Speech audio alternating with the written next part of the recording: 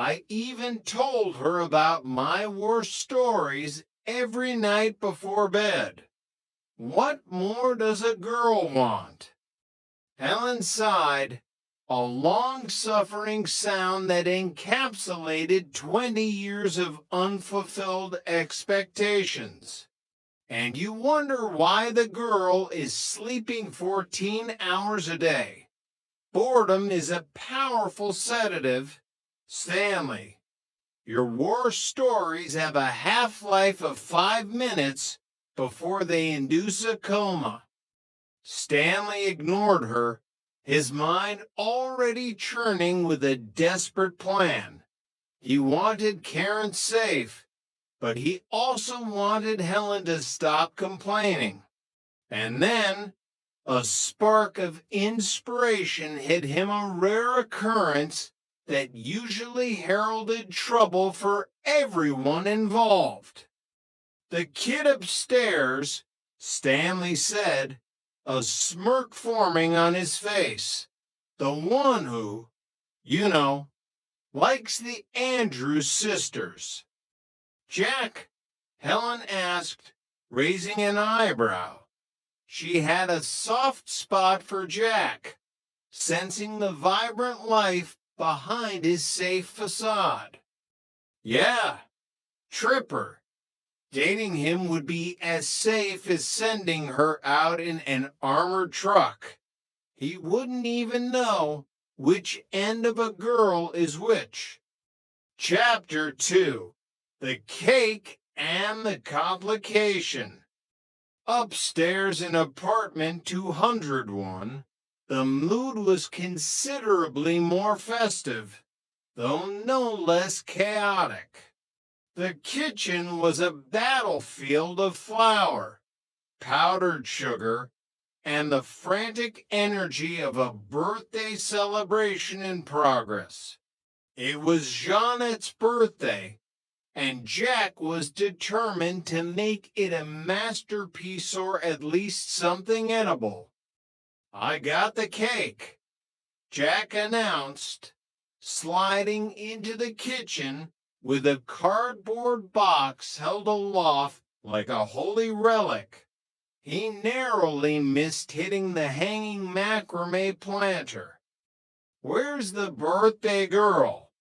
Chrissy asked, her eyes wide with the kind of excitement usually reserved for Christmas morning.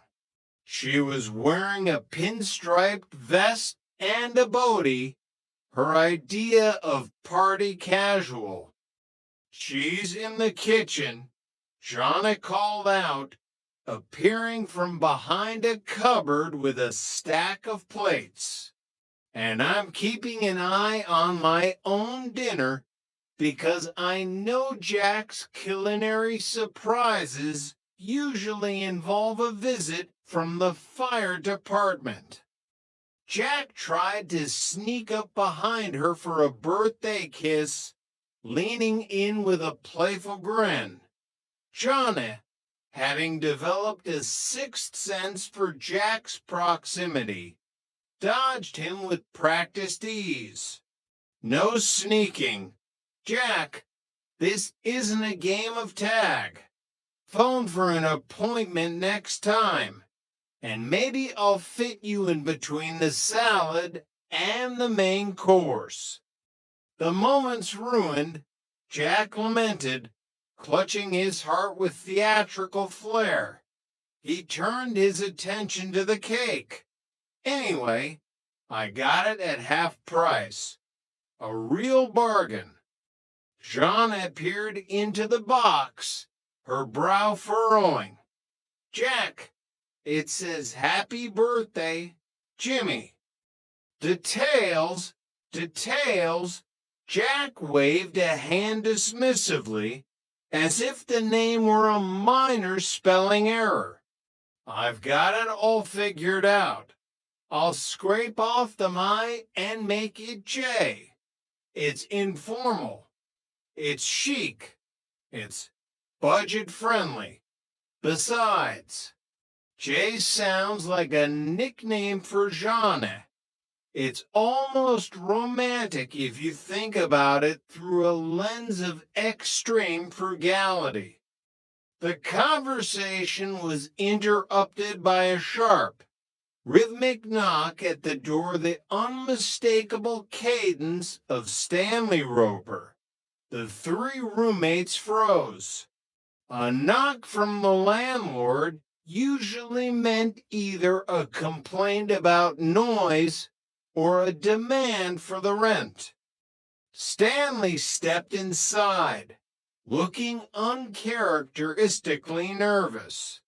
He bypassed the girls and pulled Jack into the corner by the beaded curtain, his eyes darting toward Johnny and Chrissy as if he were selling contraband.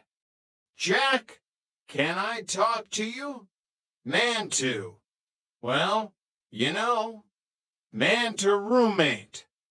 Jack leaned against the door frame, trying to look both masculine and non-threatening. "Sure, Mr. Roper. Is there a leak in the plumbing? Because I swear the shower has its own personality lately." "No, no. It's my niece, Karen. She's visiting from New York. I want you to take her out tonight. Show her the town. Keep her occupied." Jack blinked. The mental image of a female Stanley Roper balding, grumpy, and perhaps wearing a checkered dress flashed through his mind. "Mr. Roper, I'd love to help, really, but it's Jeanette's birthday. We have a Jimmy cake and everything." Stanley's face fell, his shoulders slumping in a display of calculated misery.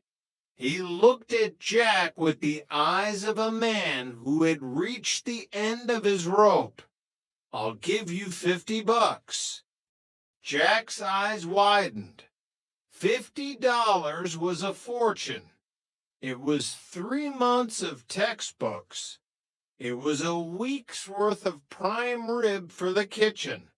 It was more money than he'd seen in a single bill since he moved to Santa Monica.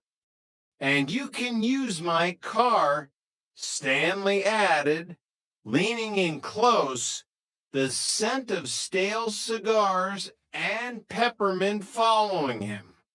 "I just need her out of the house so Helen stops nagging me about her youthful spirit. And I know you. Well, you're safe. You're the most harmless fella I know." "Safe," Jack repeated, a slow grin tugging at the corners of his mouth. "You know, against your religion to get frisky with the opposite sex. You take her out, and I don't have to worry about any funny business." Jack suppressed a laugh. The gay ruse was paying dividends he hadn't even imagined. "Well, Mr. Roper, for $50 and a set of wheels, I suppose I could perform my civic duty and show her the sights." Chapter 3: The Blonde Bombshell. Jack expected a gargoyle. He expected someone who shared Stanley's penchant for frowns and ill-fitting clothing. Instead, when Karen stepped through the door of the Ropers' ground-floor apartment, Jack found himself staring at a woman who looked like she had been carved out of sunlight and New York sophistication. She was stunning. Her blonde hair fell in soft waves that caught the dim hallway light.